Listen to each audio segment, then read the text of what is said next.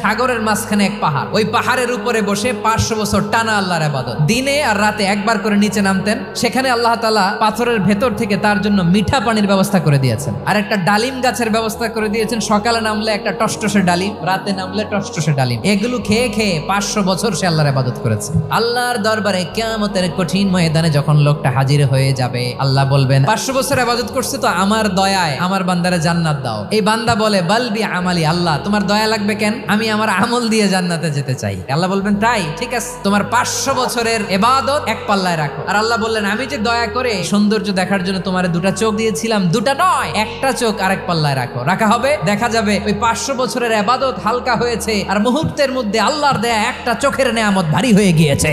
ফলাফল দেখো, হিসাব বলে তুমি এখন জাহান্নামে যাবা, যাও এবার জাহান্নামে যাও। এবার লোকটা কাচুমাচু করে বলে আল্লাহ এবার আমি বুঝতে পেরেছি তোমার দয়া ছাড়া দুনিয়ায় কেউ জান্নাতে যেতে পারবে না।